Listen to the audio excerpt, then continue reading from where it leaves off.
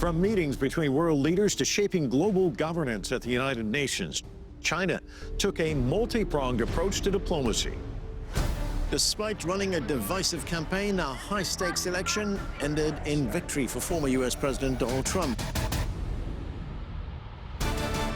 In the U.S. alone, dozens of weather disasters recorded with losses exceeding $1 billion each. And in Latin America and the Caribbean, tens of millions dealt with the fallout from extreme weather events, with the United Nations calling it a climate emergency. We look back at the key events that shaped 2024. Hello, and thanks for joining us for CGTN's Year in Review. I'm Mike Walter. And I'm Anand Naidoo in Washington, D.C. 2024, a year that may come to be defined by global conflicts, historic elections, and weather extremes. In the waning days of the year, we're taking a look back at some of the major events that helped shape the last 12 months and what we can possibly expect from the new year. As China prepares for 2025, President Xi Jinping is emphasizing the need to strengthen the mechanisms for high-quality Belt and Road cooperation, especially when it comes to the economy. One region in particular, Latin America, is getting a lot of attention. Last month, Xi attended meetings of global leaders, met one-on-one with heads of state from across Latin America, and highlighted major infrastructure investment. CGTN's Jim Spillman takes a look back. In Lima, Peru, Chinese President Xi Jinping attended a meeting of the APEC leaders and promoted interconnectivity, free trade, sustainable development, and high-tech innovation. The world is continuously seeing new uncertainty, and there's quite a bit of protectionist challenges that are, out there. And so I think President Xi's speech spoke quite correctly to working to try to break down those barriers, creating more open economies, and advocating free trade in the Asia-Pacific region. The Chinese president also took part via video link in the opening of the new Chiangkai megaport. The new $1.3 billion facility, some 80 kilometers north of Lima, was built through China's Belt and Road Initiative and is the biggest deep-water Pacific port in South America. It's expected to cut shipping times to China, boost trade between Latin America and Asia, and create thousands of jobs in Peru each year. President Xi Jinping's trip to Latin America is of great significance, beginning with the opening of the Chiangkai port, deepening trust between China and Latin America, and marking a new chapter in China-Latin America relations. President Xi participated in an official state visit with Peru's President Dina Boluarte, held numerous bilateral discussions with Latin American leaders, and met with U.S. President Joe Biden, whose term ends in January. The meetings came after high-level U.S. officials, including Secretary of State Antony Blinken and National Security Advisor Jake Sullivan, visited Beijing throughout the year. Xi encouraged the U.S. to work with China to properly manage differences and maintain stable China-U.S. relations. In Brazil, Xi attended the G20 summit in Rio and delivered remarks promoting trade, investment, and cooperation to support global development. The Chinese president is calling for solidarity among developing economies to find win-win cooperation mechanisms, to seek a common backing to gain greater political power in negotiations, to speak with a common voice in front of the developed economies, and overcome the high fences that impede our progress. Xi wrapped up his South America trip with a state visit hosted by Brazilian President Lula in the capital, Brasilia. A chance to reflect on 50 years of China-Brazil relations while looking ahead to continued strong relations between China and Latin America. Jim Spellman, CGTN, Washington. Multilateralism and cooperation remain key to China's vision at the United Nations. Beijing is leading efforts to ensure global collaboration on artificial intelligence aimed at ensuring developing countries are not left behind in the fast-paced technological space. Jody Jacobs takes a look at China's role at the United Nations this year. China has continued to assert itself as a key player in international diplomacy, using its permanent seat on the UN Security Council to push for its vision of a multipolar world order. In recent months, China has taken an active role in discussions around key issues, including global security, economic recovery, climate change, and global technology. One of the highlights came in September when Chinese Foreign Minister Wang Yi delivered a powerful address at the UN General Assembly. His speech emphasized Beijing's commitment to a community of a shared future for mankind, advocating for multilateralism and the protection of national sovereignty. China opposes all forms of unilateralism and protectionism. We believe that in an increasingly interconnected world, no country can solve global challenges alone. Multilateralism is the only way forward.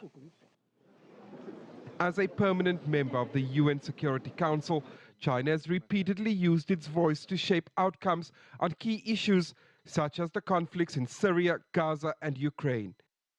In 2024, it has been particularly vocal on the war in Gaza, putting pressure on countries like the United States to accede to a ceasefire, while at the same time urging for dialogue and negotiation in the ongoing conflict in Ukraine. China advocates for peaceful resolutions and dialogue. We believe that sanctions only exacerbate tensions, and a lasting solution can only be achieved through negotiation and compromise. While China maintains its stance on these geopolitical issues, it's a key supporter of the UN's 2030 Agenda for Sustainable Development and has pledged substantial investment in clean energy and green technology. This year, China spearheaded global efforts on AI technology. In July, the UN General Assembly adopted a China-led resolution on international cooperation involving AI development. The measure stressed the importance of supporting developing countries, ensuring no one is left behind. The international community should respect and safeguard the right of all countries to develop and utilize AI technology on an equal footing, and work together to create an open, inclusive, and non-discriminatory environment for AI development. AI should be a boon for all, not a game reserved for the rich and the powerful. One analyst believes that China has certainly played and continues to play a constructive role in ensuring there are no gaps in the rapidly evolving world of technology. China is certainly making a concerted effort to emerge as a voice of the developing world, but also as an alternative, if you like, to the Western narrative on all things related to the Global Digital Compact, or digital, which has become the catch-all phrase for all the new developments, including artificial intelligence, cyber, quantum, etc. And I think it's fair to say that if you look at the Global Digital Compact, China's role has been quite constructive. China's diplomatic efforts at the UN will continue to shape the future of multilateralism and international governance. Experts say in 2024 there was a clear emphasis on promoting cooperation, resisting unilateral actions, and balancing its own interests with broader global priorities. Jody Jacobs, CGTN, New York. And for more now on China's diplomatic engagement in 2024, joining us from Beijing is Victor Gao. He is chair professor at Soochow University.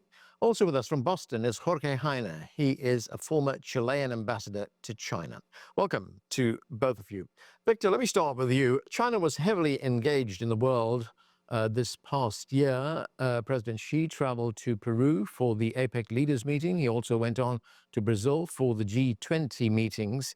How would you sum up China's diplomatic engagement this past year, and especially in trying to achieve its goals like multilateralism? First of all, the year of 2024 is a year full of conflicts, wars, and uncertainty, and efforts to de-globalize, for example. And China has played a very steady hand in doing its best to stabilize the international relation and contributing to defending peace and defending justice for all mankind. Now, in this way, I think China has played a very crucial role in the world of today, especially in 2024. And when you look at, for example, the Chinese position for ending the war in Ukraine, China's position for protecting the legitimate rights of the Palestinian people, and in many other places, as well as China's steadfast commitment to globalization, to developing the economy in a win-win situation, and also promoting lifting people out of poverty in different parts of the world, building up connectivity to enable people to move forward in their economic development. I think China has done much more extraordinary things probably than any other country. And the world needs such great contribution from China in politics, in geopolitics, in safeguarding peace and stability for mankind as a whole. Ambassador Heine, I mentioned President Xi's visit to Peru for the APEC leaders meeting. It was also a state visit to Peru, and he joined President Dina Boluarte in Peru in opening the megaport, the Chinese-built megaport in Shanghai.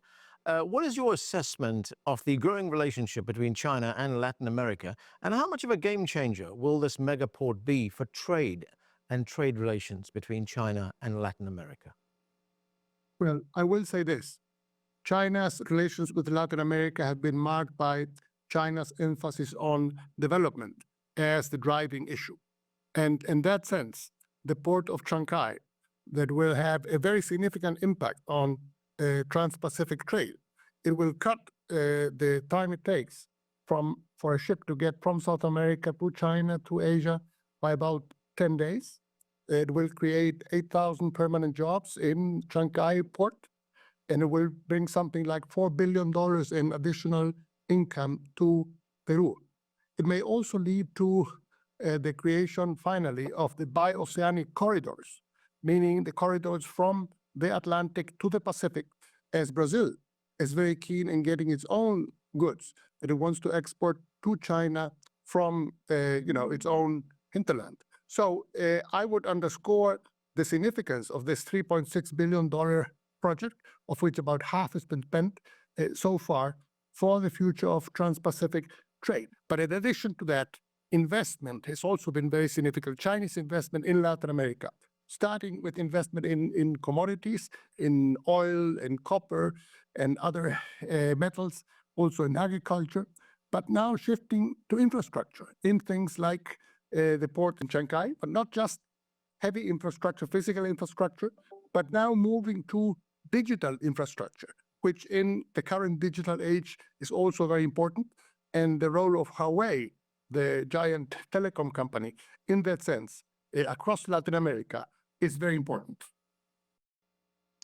Victor Gao, China was also heavily engaged at the United Nations. It played a very important role in calling for a ceasefire in Gaza, where more than 45,000 Palestinians have been killed by Israeli troops. Thousands more have been wounded, and millions have been displaced in that occupied territory. What can you tell us about China's role at the United Nations in pushing very hard for a peaceful resolution of these kinds of conflicts, and also calling for dialogue?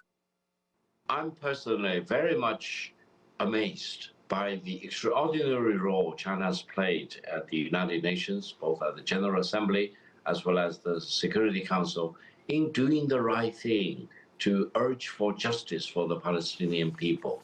And this position is in sharp contrast compared with the position of some other major country at the United Nations and at the United Nations Security Council. Now, what China is doing is calling for legitimate rights and interests of the Palestinian people need to be protected, two-state solution need to be established, and the border for the Palestinian state need to be restored to that of 1967, and Eastern Jerusalem should be the capital city of the state of Palestine. Now, all these are legitimate calls, and they need to be fully protected by the international community. And China, being a permanent member state of the United Nations Security Council, is doing the right thing, is urging other countries to do the right thing. And the world now sees China as really a guarantor or a protector of the legitimate interests and the rights of the Palestinian people. Now, this is truly extraordinary because the world needs to do the right thing at this critical moment. You mentioned about 45,000 Palestinian civilians have been killed. More than 75% of them are women and children, including many pregnant women. I don't think anyone with decency in the world should ever allow such atrocities being committed to the civilian people in Palestine. And China is doing its part, and I hope China will continue to do that and really assert and protect the legitimate interests of the Palestinian people. Ambassador Heine, in July, the United Nations General Assembly adopted a China-led resolution on international cooperation involving artificial intelligence development. Now, this is, of course, a technology that is rapidly advancing, and China has expressed its concerns. It's expressed its concerns repeatedly, stressing that no one, especially developing countries, should be left behind. There is the risk, as we've seen previously, of what's called the digital gap, and China is concerned that that this digital gap should not exist. How important is this effort by China for Latin America? I think it is very important. You allude to the so-called digital gap.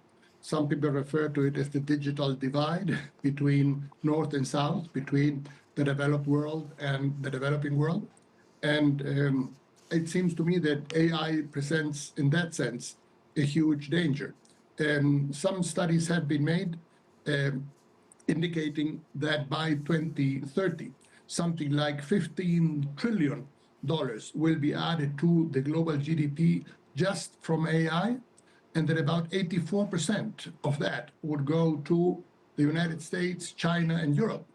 And for Latin America, only about 3%.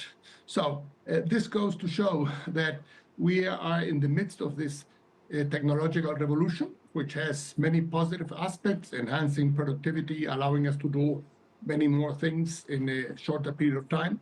But there is also the danger that this will further increase the gap between North and South. In that sense, China's initiative, it seems to me, is very significant, it's very important. It adds to the fact that China has been putting development at the front and center in its concern, in its relations with the Global South. So I hope there is a follow-up on that and that we can make this work and see to it that AI is not just limited to the North, but also trickles down, as it were, with a strong effort and not just by itself to the South.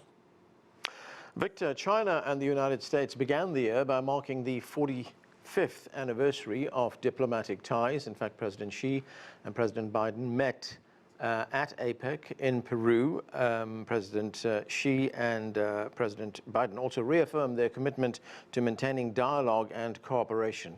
Now, as the United States gets ready for the incoming Trump presidency, what are your hopes for the future of the China-US relationship in 2025?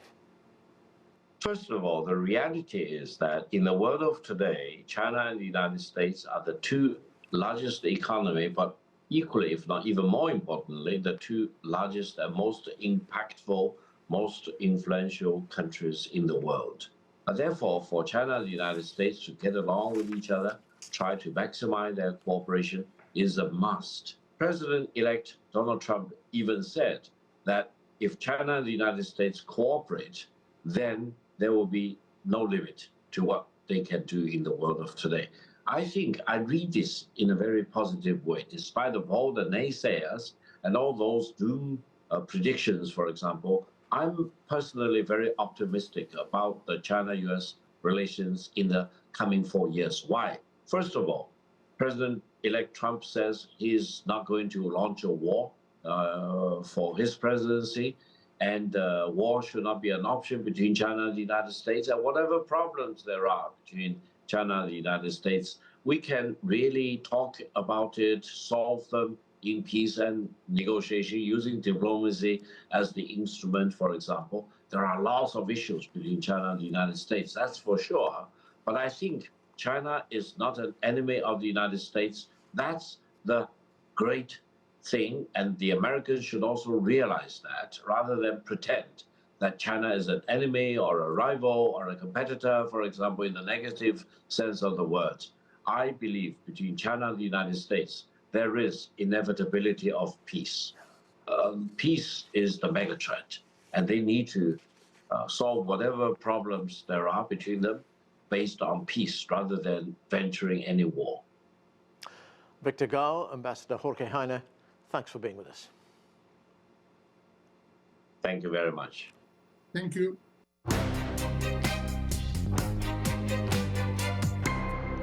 In 2024, there was no bigger story in the United States than the race for the White House. As the year began, President Joe Biden was seeking re-election once again, running against 2020 rival Donald Trump. But the incumbent dropped out of the race in July following a disastrous debate performance and was replaced at the top of the Democratic ticket by his vice president, Kamala Harris. Americans headed to the polls in November, and once the votes were counted, Donald Trump emerged as the winner. The former president will return to the White House in January. The adage that elections are ultimately about the economy may never have been more true. Growth largely outperformed expectations in the U.S. throughout 2024, and the forecast for 2025 is also robust. But recession chances remain elevated, with some analysts saying inflation and tariffs are likely the biggest risks to economic stability. Owen Fairclough has this report. This was the year the U.S. inflation crisis ended for policymakers and the central bank. Inflation has eased substantially. But not for voters. Are you better off now than you were 4 years ago? Anger about the impact of price rises contributed to Donald Trump's presidential election victory over Kamala Harris on November the 5th. In many ways, it was a classic case of the headline numbers looking strong, solid economic growth, low unemployment, and inflation largely under control. But voters simply weren't feeling it, especially on the latter. Groceries in the US are now around 25% more expensive than they were 4 years ago. So even though incumbent President Joe Biden and presidential candidate Kamala Harris both touted the benefits of their administration investing around $1 trillion into the economy, Trump's complaints about inflation resonated much more with Republican and swing voters. Nevertheless, Trump is inheriting an economy in decent shape to launch an agenda that includes tax cuts across the board. But some economists say these breaks will add trillions of dollars to an already enormous national debt. And if those tax breaks are a throwback to Trump's first presidential term, so are trade battles. The most beautiful word in the dictionary to me is tariff. The president-elect is promising to hit major trading partners, including Canada, Mexico, the EU and China, with steep duties on their imports into the US, prompting Canada's Prime Minister Justin Trudeau to start negotiating with Trump even before the latter is inaugurated. It was an excellent conversation. Trump claims these duties will protect American jobs from cheaper overseas competition. But some studies on the impact of tariffs during his first presidency suggest they partially backfired by raising costs for businesses and consumers, if only marginally. Owen Fairclough, CGTN, Washington. Many of Donald Trump's key political promises centered on the America First slogan. On the domestic front, he vowed to crack down on illegal immigration and articulated a hard line toward American allies regarding foreign policy. Poppy Inputting has more.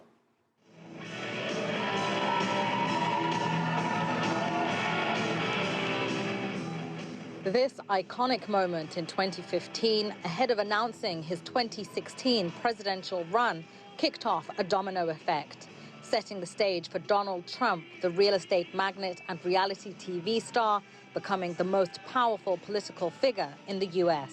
We will make America great again. Thank you. From his New York hotel, Trump Tower, where he promised to make America great again, he ascended to the White House twice. A resounding battle cry to his supporters from his first presidential term, and a key message carrying him to victory last month. A pledge to stop illegal immigration into the United States.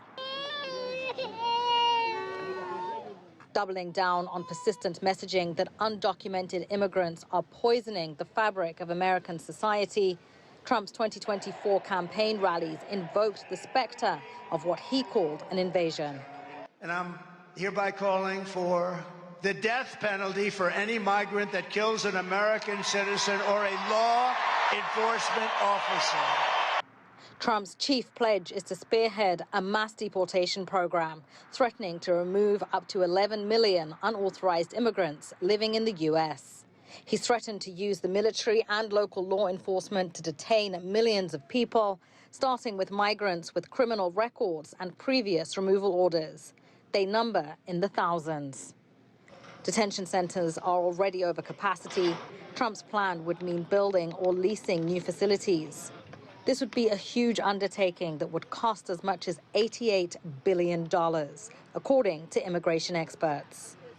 Some critics note that not only is the price tag hefty, but that mass deportation would lead to labor shortages in industries like agriculture and construction, which would hit consumer pocketbooks hard. The reality will hit the government and the new government on day one of what they can do or what they cannot. They may have plans. I don't believe that they will be easy for them to implement anything.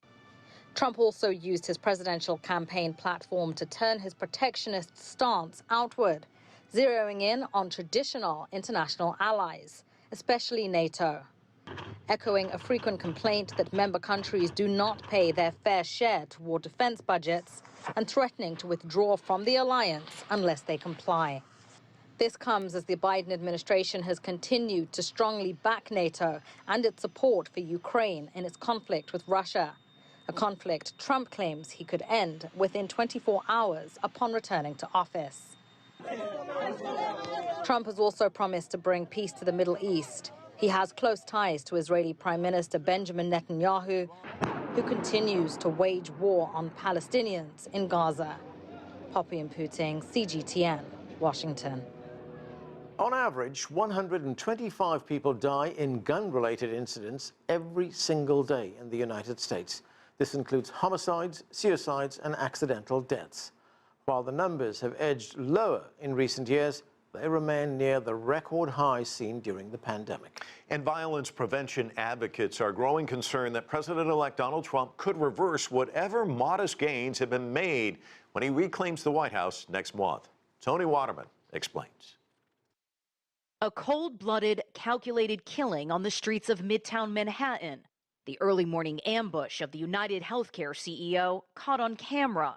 Brian Thompson, one of the tens of thousands of Americans to die in gun-related incidents in 2024.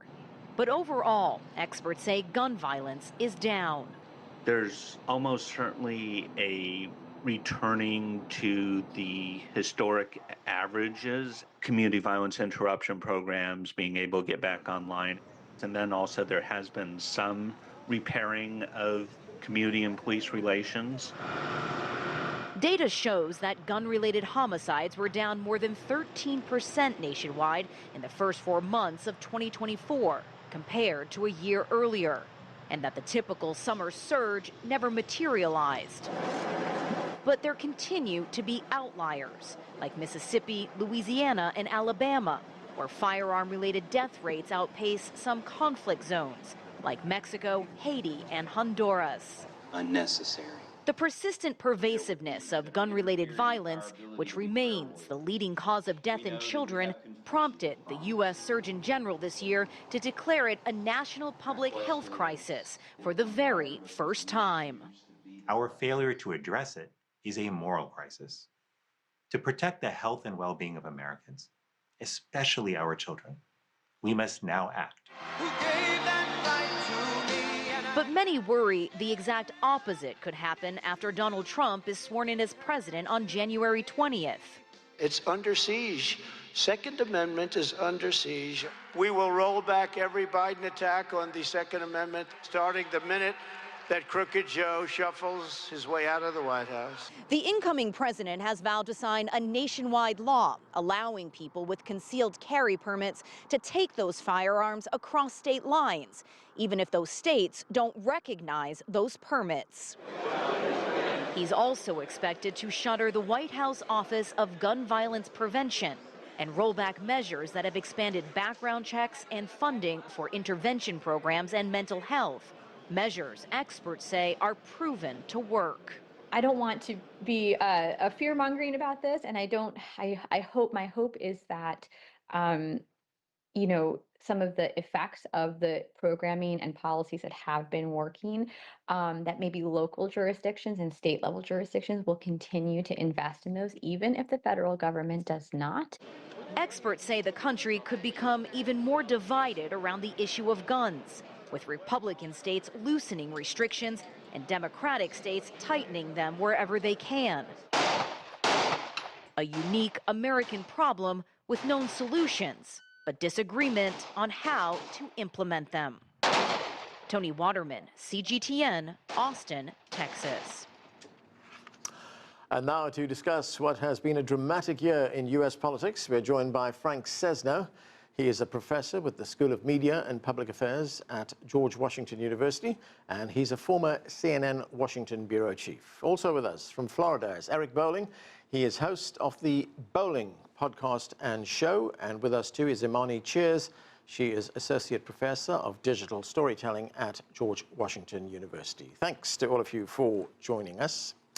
Frank, it's been an extraordinary year in U.S. politics, and that's putting it mildly. We had President Biden, who was seeking re-election, dropping out of the race. He was replaced by Kamala Harris. And for a little while, we had the possibility of the first woman being elected president of the United States. But in the end, Donald Trump emerged the victor. How would you sum up the year in politics in the U.S.? I guess I'd use a word, earthquake. And I think we had an earthquake because we had tectonic plates, some of which you mentioned, shifting under our feet. It's demographics, it's technology, it's inflation, it's immigration, it's all these issues colliding. It's also issues around the world, from the Middle East and the fallout from the war in Gaza, and more recently what's happened in Syria, although that didn't really influence the election, but in a certain way, the region certainly did, to Ukraine and Russia. So what's happened here in this country, this election, is like nothing I've seen, and I've been covering elections here for 4 decades, in terms of the sense that democracy itself was at stake. And the country said, no, not the way you Democrats are screaming about it. And the re-election of Donald Trump, while not a landslide in strict numerical terms, was decisive and clear, with really all segments of the country moving in his direction. So we have had an earthquake, and now we're going to measure the aftershocks. I think what's to come is going to be equally momentous.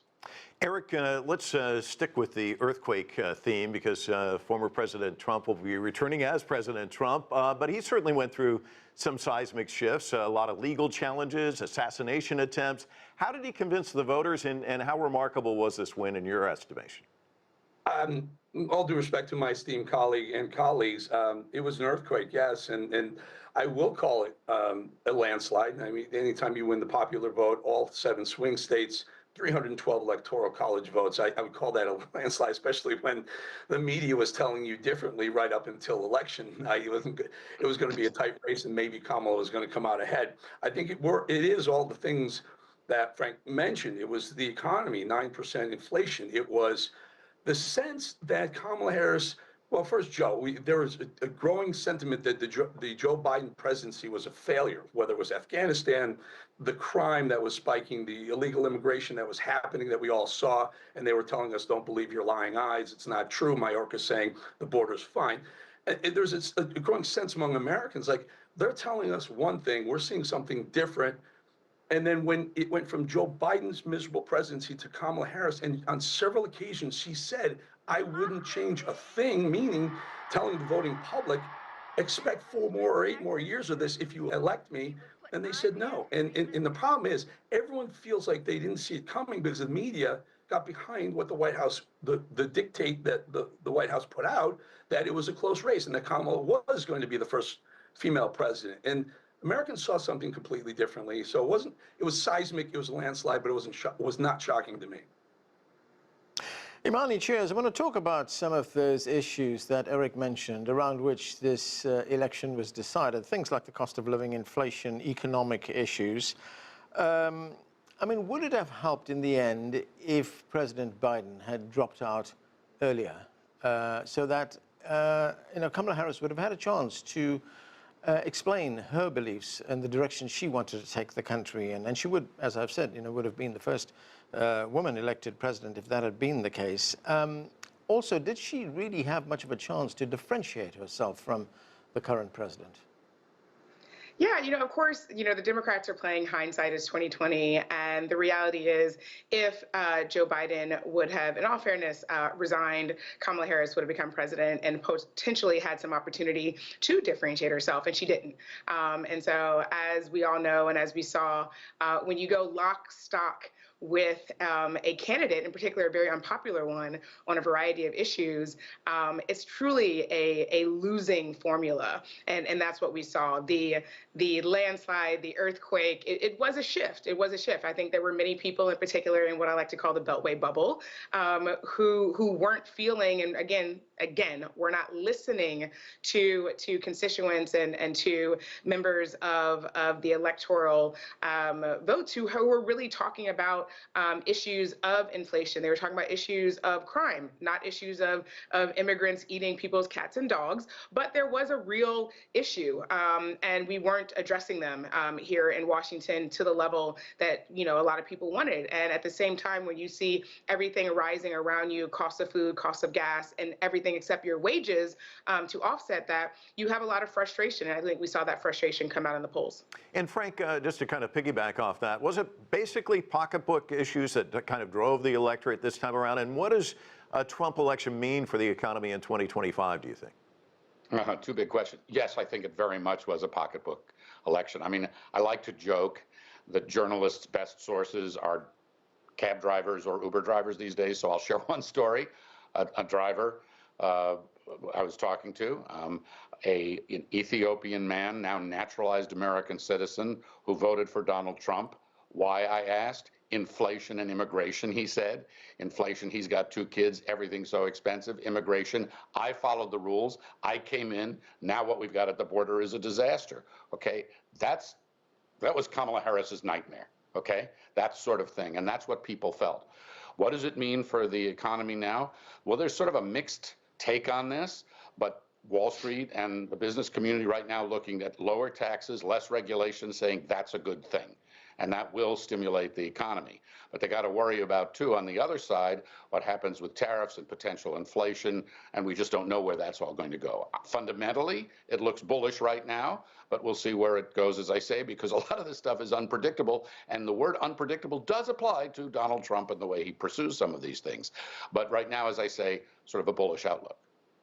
Eric, we've heard the year in politics being described as an earthquake, and Frank was talking about the aftershocks, which we will now see. One of those aftershocks is Trump's policy on immigration, and he's adopted a very radical policy on immigration. He wants to deport up to 11 million undocumented migrants in this country. He's going to start with people who have criminal records. They're going to be kicked out of the country. And many people during the election told us that this was an important issue for them. They wanted the southern border fixed. How contentious an issue is this going to be looking ahead? And when Trump talks about deporting 11 million people, is that realistic? Excellent question. I think what will happen, again, Donald Trump looks at things like the stock market, the inflation rates as almost his scoreboard of how he's doing. So I think if business professionals come to him and say, you can't deport all 11 million people, he'll use that as a reason not to deport 11 million. I'm friendly with the guy. I know them. I know they're the senior chiefs of staff and all the senior deputy chiefs of staff. I know them all. They will close the border. They will continue the wall that they started the first time around. I think America is at least symbolically going to be happy with that. As far as the deportation happens, I don't think the plan is to deport. I know he says it, and he said it, and people say a lot of things. He also said that the war in Ukraine would be over if they just elected Trump before he swore in. But I think if the business leaders come and say, you can't take 11 million, basically inexpensive laborers out of our economy, it'll cost us too much, you'll drive inflation up. He probably won't do it, and he'll use that as the reason why not to do it. But I think he means business as far as the illegals who've committed crimes here. They're gone. They're going to go away whether they have families here or not. They mean business when it comes to as Trump called it the first time around, the bad hombres. I don't see 11 million people. I could be wrong, but I don't see the 11 million people leaving. Amani, whenever you see a change in administration, Republican from Democrat, you know, there's this pendulum swing. And some of the areas where we are likely to see some of those changes might be gun legislation, climate change. I mean, how do you see this next year in terms of the type of changes we're likely to see? And will it be a transformative term for Trump? Well, I definitely know that we're going to see a lot of our environmental regulations that were repealed during the first Trump administration put back with the Biden-Harris administration, and then they're going to be repealed again. And so that is obviously devastating for a number of environmentalists and those like myself who are just very concerned about the way we, as human beings in particular, are treating our planet, and of course the way that the United States leads globally in our environmental protection policies. So that we're going to see a major shift. You know, are we going to possibly see things like the EPA, you know, being defunded? I've heard rumors of that. I don't think that's necessarily where we're going, but I do think there are going to be a lot of regulation rollbacks that are going to definitely play a role in how we lead globally in protecting the planet. I also, as you mentioned, something like gun control. I mean, this is you know, what we like to call common sense gun reform has been an issue that has plagued both Democrats and Republican regimes, dare I say, for well over the last 20 years. I can think back to when I was, you know, just graduated high school and Columbine happened in 1999, and how, you know, we've been having this conversation for over 25 years about how do we really address, you know, sensible gun laws. And I think we're going to still see, unfortunately, you know, policies stuck, especially with the fact that that the Republicans now control all three forms of government, as well as the Supreme Court. And so that's also going to be something for those who, everyone from Sandy Hook, you know, that promise, and those individuals who are still reeling from that massacre to the everyday gun violence that we have right now. And so unfortunately, I think we're still going to see this country loves its guns, but sensible gun reform, I don't think we're going to see any sort of real significant movement in the next administration. Right, Frank, if we look at the election, I mean, it gave us another clear picture of where the country stands politically. It is split 50-50.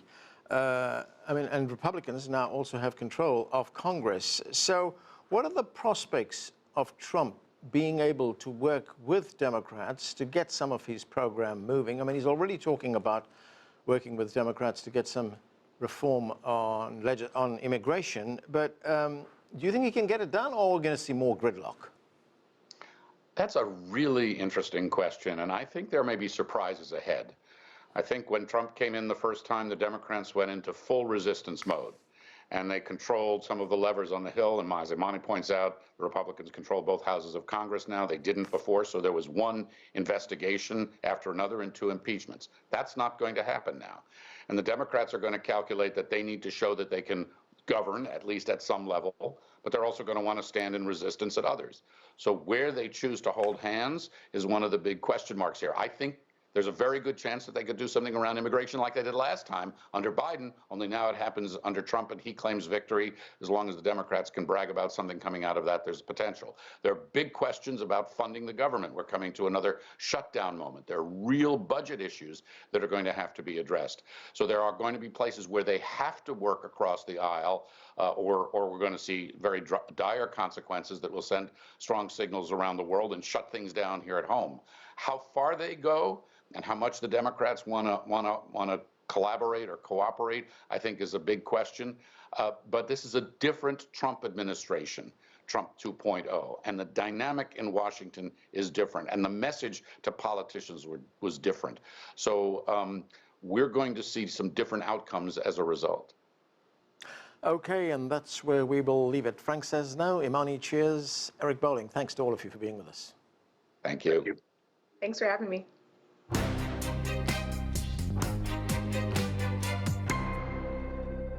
In 2024, the urgent need for global climate action only intensified. Rainfall was heavier, droughts longer, and heat waves hotter. Edis Johnson takes a look back at the year in extreme weather and how world leaders responded. Average global temperatures this year indicate 2024 will be the hottest on record, according to the World Meteorological Organization. If we look at the past year and a half, so that November 2024 is the 16-month and 17-month that we are above 1.5. That's the threshold established by the Paris Climate Agreement that's already set to be breached much sooner than scientists expected. The oceans have been warming and absorbing a lot of the excess heat. So we have that component that not only is rapid intensification more likely, but storms are more likely to reach a higher intensity. The hurricane season started out strong with Hurricane Beryl on July 1st, becoming the earliest Category 5 storm ever seen in the Atlantic. This year's hurricane season was unprecedented in many ways, with a total of 11 hurricanes, well above the annual average. Hurricane Milton became one of the strongest hurricanes to ever hit the Gulf of Mexico, with wind speeds reaching 290 kilometers an hour. That's 180 miles per hour. Just weeks later, Hurricane Helene caused catastrophic damage across several states, including North Carolina, and is the deadliest storm to hit the U.S. mainland since Katrina. South America wasn't spared either. In Brazil, massive wildfires in the Amazon region ravaged ecosystems, while Argentina and Chile suffered from severe droughts, crippling agricultural production and threatening food supplies. To address the global climate crises, countries gathered at COP29 summit in Azerbaijan and agreed on an annual finance target of $300 billion to help poorer countries, drawing criticism from several developing nations. That the developing country is saying that it's taking the lead with $300 billion till 2035 is a joke. And it's not something we should take lightly. I do not think it's something we should clap our hands and force us to take it. Developed countries had previously committed to providing $100 billion a year in climate finance for poorer nations. That goal has been surpassed, but the climate crisis is not going away. It is Tian Shan, CGTN, Los Angeles. And for more now on this record-breaking year in climate, joining us from Phoenix is Michael Dorsey. He is Chair and Director of Sustainability Solutions Service and Professor with the College of Global Futures at Arizona State University. Also with us from Phoenix is Mohammed Mahmoud. He is a water management and climate adaptation expert. And from Beijing, we're also joined by Einar Tangen. He is a senior fellow at the Taihe Institute and chairman of Asian Narratives. Welcome all of you to the broadcast. Michael, let me start with you. It's the hottest year on record. I mean, we saw everything from really extreme hurricanes, flooding, droughts, you name it. What does that tell us about 2024, and what does it tell us about 2025 as we enter this new year? Look, the World Meteorological Organization, Mike, has told us that 2024 is on course to be one of the hottest years on record, as you just said. That means that really the climate crisis is speedily moving ahead, unchecked, and we've got to get out in front of it. We've got to get out in front of it to reduce, certainly, carbon emissions. We've got to get out in front of it to reduce the catastrophic downsides for those on the margins. The poorest of the poor, they are least responsible for this crisis, but they bear the unfortunate brunt of it. They see their livelihoods devastated from many wildfire events and catastrophic weather events. So really the harm is to those on the margins, and really those that are driving the problem, those in the wealthiest countries like the United States, those that are at the top echelons, the 1% of the 1%, as it were, like the incoming president, they are driving this crisis by not providing the solutions that we need so urgently to get out ahead of the unfolding crisis. And Mohammed, as we talk about this unfolding crisis, there's so many different elements to it. Of course, ocean temperatures rising, that means the polar ice caps being impacted, coastal communities seeing rising sea levels. So give us an idea of just how bad a problem that is, and what does that bode for 2025 as well? You know, one thing to put into perspective is the oceans traditionally act as temperature regulators, right? The oceans absorb heat and help to sort of minimize the impact of warming. But what we're seeing is this very important temperature regulating body is overtaxed because of all this heat and warming that is being absorbed, translating into very, very dangerous consequences. Of course, we talk about the slow sea level rise encroachment onto land, but we're seeing much more pronounced impacts at a shorter time scale. A lot of this warming is translating into cyclonic and hurricane activity all around the world, and we know how dangerous that can be in terms of damage to infrastructure, flooding, loss of life. But also, when you look at what's happening below the surface of those waters, the impact is also quite severe when we think of all the marine life, coral reefs, fishes, and so forth. And one of the consequences to that also translates to food security and socioeconomic impacts is communities and coastal communities and island nations that depend on fish, livestock to boost their food supply and their regional economies are seeing those populations dwindle and decline because they cannot survive. Many fish species cannot survive at these elevated temperatures or simply migrate elsewhere. So it is impacting, the warming of the ocean is impacting multiple areas for multiple communities. And Einar, Michael and Mohammed have really kind of set the table for us to my next question, which is, of course, no one's immune from this. And China certainly saw a lot of major events. We talk about cyclones. Of course, it's dealt with that, major flooding.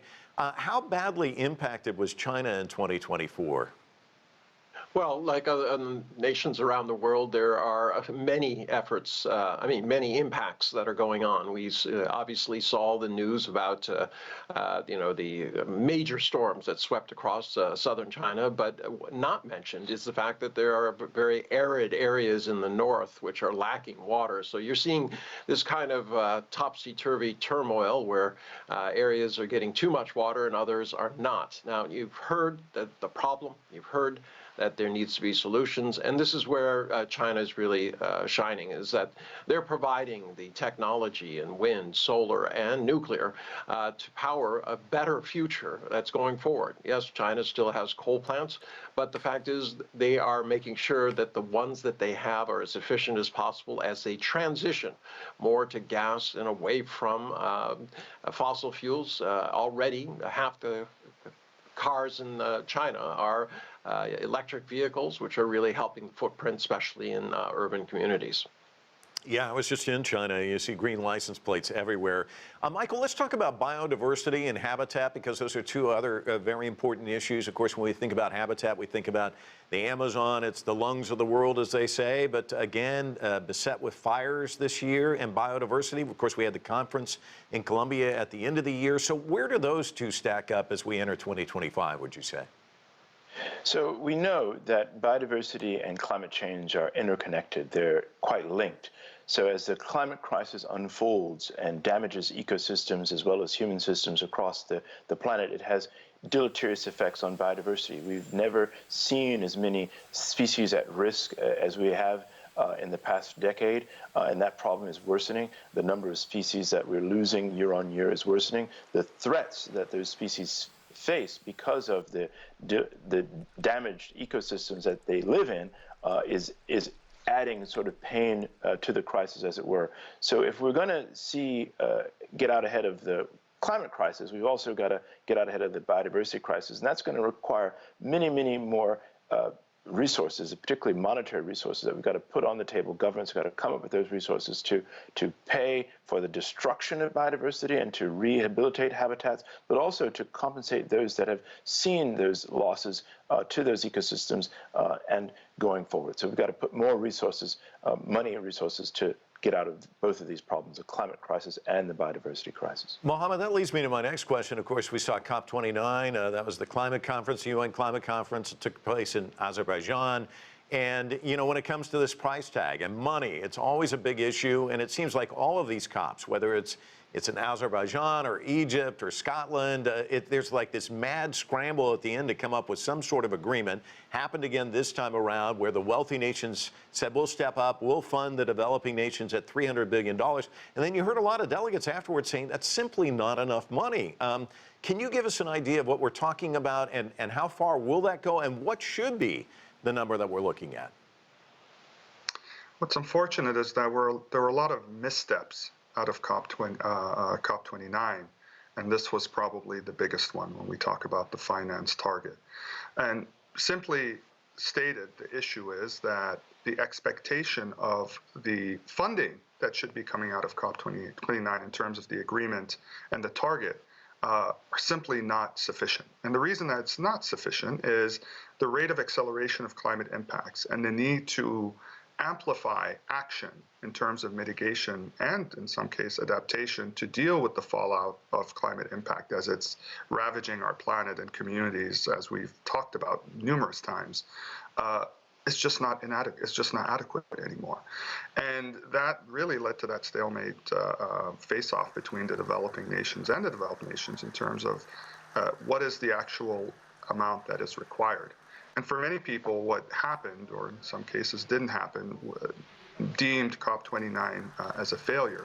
I think a larger consequence moving forward is there is now a level of sort of unhealthy distrust between the developing nations and developed nations, because there was strong commitments coming out of COP28. A lot of financial mechanisms were levied forth, and it seemed that, at least in the climate finance space, we were moving in the right direction. But a lot of the things that happened in COP29, certainly as it relates to the climate finance goal, made nations and negotiators feel otherwise. And it almost makes it seem that all these negotiations that happen at the very end of the conference that goes into overtime means nothing if the next year we're still taking a step back in the board, in the writing board and negotiation board, to come to terms to things that the nations have already essentially committed to doing. So, Einar, I don't want everyone to enter 2025 totally depressed. I want to go back to what you were talking about, a better future. And China really has made enormous strides. I jotted this down because I found this very interesting, that, you know, when it comes to the International Energy Agency, they say China is expected to make up at least half of the world's renewable electricity capacity by 2030. So talk to us about what China's doing and what this means for China's climate goals and its place in the world as far as trying to drive change.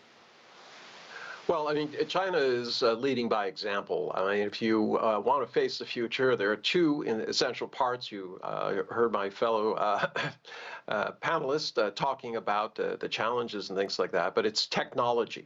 And China is stepping up there. We already know with batteries, with solar, with wind, with nuclear, China is leading the world in these areas.